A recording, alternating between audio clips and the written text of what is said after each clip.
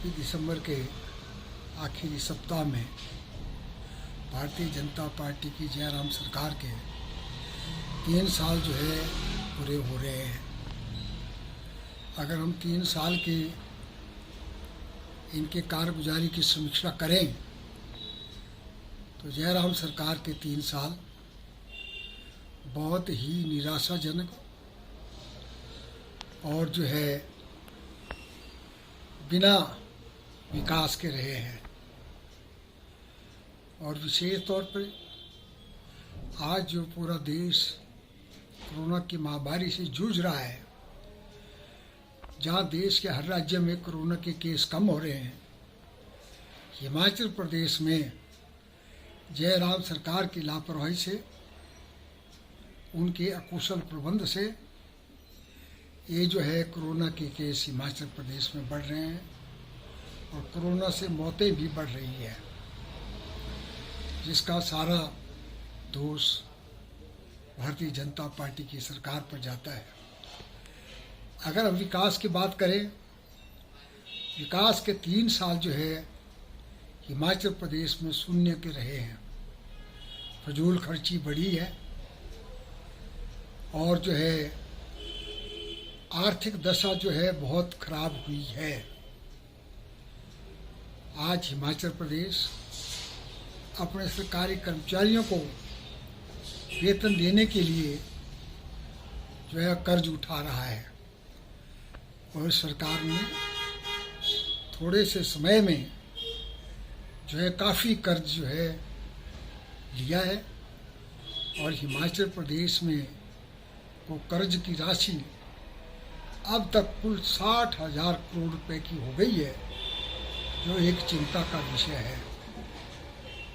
जयराम जी जब मुख्यमंत्री बने थे तो मंडी के लोगों को बड़ी आशाएं थी कि जयराम मंडी जिले के लिए भी कुछ करेंगे, लेकिन जयराम जी ने मंडी जिले के 8 विधानसभा क्षेत्र को पूरी तरह नज़रअंदाज किया। सिर्फ अपने स्वराज क्षेत्र की तरफ जो है ध्यान दिया और मंडी के लोग कहने लगे हैं कि ये मंडी का नहीं, स्वराज का ही मुख्यमंत्री रह गया है।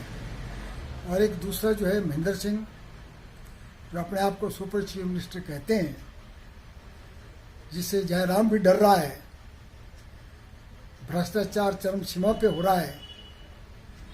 धर्मपुर में भी विकास के काम हो रहे हैं।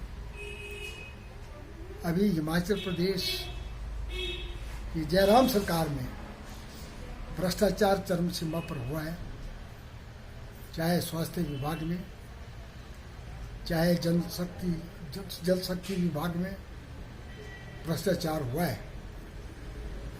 महेंद्र सिंह जी ने 175 करोड़ रुपए के बड़े डाया के पाइप खरीदे हैं, जिसकी अभी कोई ज़रूरत नहीं थी, जो अभी लग नहीं रहे हैं।